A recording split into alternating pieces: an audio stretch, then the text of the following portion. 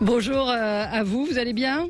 Bonjour, écoutez, très bien, merci. Désolé de ne pas pouvoir vous apporter ces bonnes baguettes. Oui, parce qu'à chaque fois, on a du mal à résister. C'est vraiment de la bonne baguette. La baguette, on va en parler ce matin, puisque il est question qu'elle passe au patrimoine mondial de l'UNESCO. 90% des Français mangent du pain tous les jours et c'est vrai que c'est le symbole de la France, symbole important de notre pays. Alors racontez-nous un petit peu l'histoire de cette inscription au patrimoine immatériel de l'UNESCO.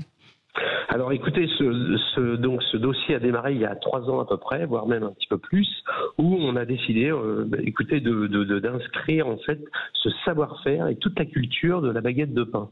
Pourquoi ? Parce qu'en fait, c'est vrai que du pain, on en aura toujours, mais face à cette industrialisation, cette mondialisation, on s'aperçoit qu'il y a beaucoup de process, de chaînes, de choses qui font que il disparaît quand même 1000 boulangeries par an. Alors c'est vrai qu'il y a des créations, mais ce qui disparaît, c'est surtout dans les villes, les villages, les petits quartiers, ces petites boulangeries qui sont avec un patron, une patronne, 1 ou 2 salariés. Donc on a voulu vraiment inscrire ce savoir-faire pour pas que ça disparaisse. Vous savez, ce pétrissage lent, ce façonnage à la main, cette fermentation, tout ce véritable process.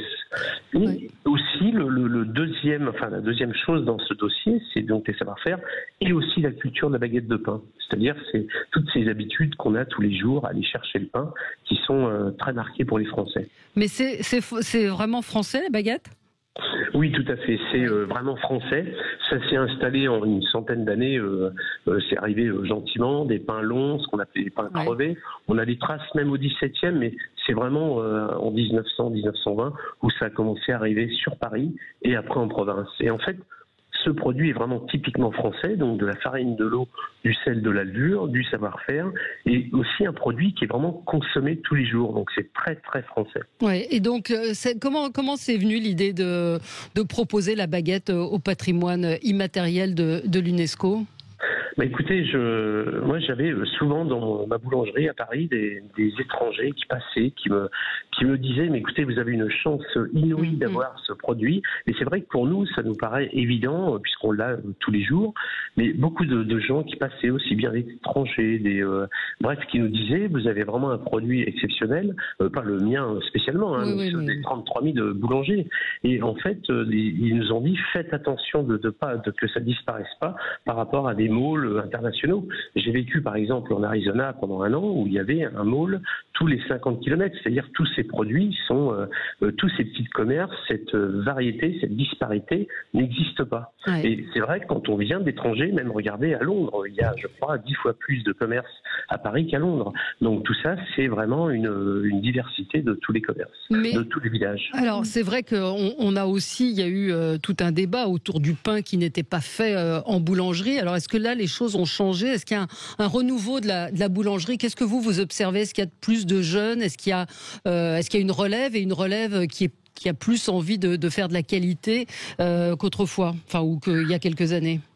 Tout à fait. Vous savez, en fait, ce Covid, je dis pas que c'est bienvenu, loin de là, mais vous savez, ça a permis de s'apercevoir de l'utilité du commerce de proximité et en fait, le fait d'aller tous les jours chercher son pain. Beaucoup de gens nous ont dit, en fait, il n'y a qu'avec vous qu'on peut parler.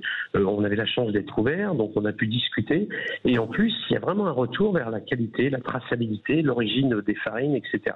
Donc on voit beaucoup de jeunes qui, là, on a fait quand même 24 000 apprentis cette année. J'étais très inquiet avec le Covid, mais on les a fait quand même. Et on s'aperçoit qu'il y a beaucoup de jeunes en plus qui n'arrivent plus par dépit dans ce métier, mais qui ont choisi de le faire. Donc j'espère justement que ce dossier UNESCO va valoriser le savoir-faire, donner envie aux jeunes de faire ce métier, parce que c'est vrai que c'est un métier passion et en plus un métier où, dès le moment où vous mettez les pieds chez nous, vous avez forcément un CDI. Mais est-ce que le pain est meilleur maintenant? C'est-à-dire qu'on a eu vraiment une période où on avait parfois en boulangerie du pain qui était pas fait sur place. Encore une fois, alors il y a eu cette polémique aussi autour de l'appellation boulangerie. Est-ce qu'il y a eu des progrès qui ont été faits? Est-ce qu'il y a moins de pain industriel et de mauvais pain? Alors tout à fait. On a eu une mauvaise période dans les années 60, 70 où c'était en fait la course à la vitesse. On pétrissait rapidement, on faisait pas fermenter, beaucoup de levure, beaucoup de sel pour imiter le goût de la fermentation. Donc c'était du pain en plus qui n'était pas très bon et qui n'était pas recommandé par les médecins puisqu'on disait que ça faisait grossir. Donc en fait c'est une chute de la consommation. Et là c'est vrai qu'à partir de 93 où il y a eu le décret de la tradition qui a été déjà une bonne chose pour le métier puisque c'est des baguettes fait à la main, un peu le descriptif de cette baguette qu'on peut faire à l'UNESCO, c'est un véritable savoir-faire. Et ensuite, il y a une deuxième étape qui a été très importante, c'est en 98, là où on a dit boulanger, c'est un métier. Ouais. C'est-à-dire qu'on sait qu'aujourd'hui encore, qui est même parfois peu connue, c'est que si vous marquez boulanger ou boulangerie sur un établissement, vous êtes obligé de fabriquer votre pain sur place, en fait pétrir, le façonner et le cuire sur place.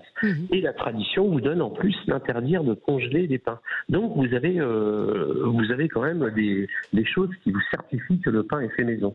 Et là aujourd'hui on a quand même, avec toutes les farines et les émissions, les meilleurs bris de France, etc., on arrive vraiment vers un pain de très très grande qualité. C'est vrai qu'on a une magnifique baguette de tradition. Oui. Un auditeur, Stéphane, nous dit comment bien congeler un pain et le décongeler quand on n'a pas la possibilité d'avoir du frais tout le temps. Est-ce que vous avez un truc? Le frais, c'est mieux, mais... Évidemment, parfois, on n'est pas toujours à côté d'une boulangerie. Sachez quand même qu'on est en moyenne à 10 minutes et 700 mètres à côté d'une boulangerie, en moyenne en France. Donc, mais voilà, si parfois on n'a pas... ce qui m'est arrivé de le faire, moi, en vacances, ce qui est bien, c'est de l'avoir quand il sort du four, qu'il n'est pas... Moi, je mets un papier film autour et, en fait, je le congèle et j'excède pas 3 jours. Parce qu'après, il y a ce racinement, c'est-à-dire le racinement même au congélateur, qui fait que la baguette va sécher et elle sera jamais dangereuse, mais ça sera pas aussi bon. Donc le but c'est de l'avoir le plus chaud possible pour bloquer l'humidité et puis que ça traîne pas longtemps. Voilà. 2-3 jours maximum. Alors c'est un dossier, pour revenir à l'UNESCO, c'est un dossier qui a été déposé. La France avait jusqu'au 31 mars pour déposer son dossier, donc c'est pas encore gagné, mais vous avez bon espoir? Oui, tout à fait. Je suis allé signer lundi avec l'ambassadrice de l'UNESCO ce dossier qui part maintenant à l'international.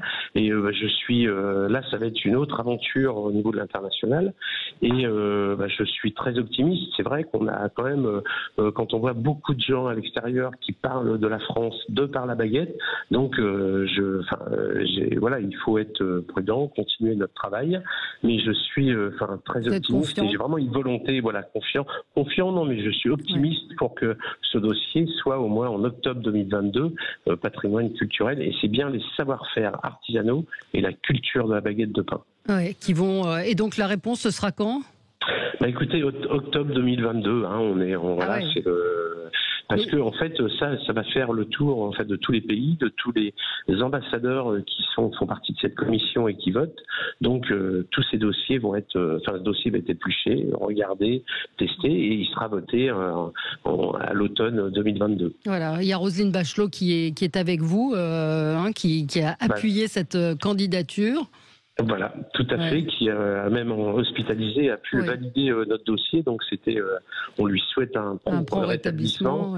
Et en tout cas, on remercie aussi la culture d'avoir choisi notre dossier parce que c'était vraiment pas facile si vous voulez, tous les dossiers de patrimoine, bien sûr que c'est des savoir-faire, on n'est pas en bagarre avec ces dossiers-là, mais c'est vrai qu'on a quand même notre cœur qui porte plus sur la baguette, évidemment. Mais c'est vrai que le pain, quand même, c'est la baguette, je le disais en début d'émission, c'est un symbole. Il y a notre réalisateur qui a préparé un petit extrait d'un humoriste, je ne sais pas si vous l'aviez entendu, qui parle de cette envie de pain à 2h du matin, après qu'il y ait eu des propositions de mettre des distributeurs de pain. Écoutez. J'imagine dans la salle, il y a des gens qui aiment le pain. Oui, oula, qu'est-ce que je fais? Et toute la salle, alors on te le dira jamais. C'est mon jardin secret. On parle pas de pain dans les spectacles. De malade. Bon, les gens qui aiment le pain, tout le temps? Enfin, je veux dire, vous avez déjà été en manque un jour? Tu t'es déjà retrouvé à 2h du matin, il me faut du pain. Il me faut du pain, d'accord. Je veux savoir si vous voulez faire... Ou des miettes. Wouh! Bah moi, ça m'arrive d'être en manque de pain à 2h du matin. Vous connaissiez Verino? Vous connaissiez ce sketch? Non, je ne connaissais pas ce sketch, mais je peux vous dire que durant le confinement, ça m'est arrivé une fois de rentrer à la maison où en fait, après 18h, tout était fermé. Et c'est vrai qu'on n'avait pas de baguette. J'étais franchement très malheureux, quoi.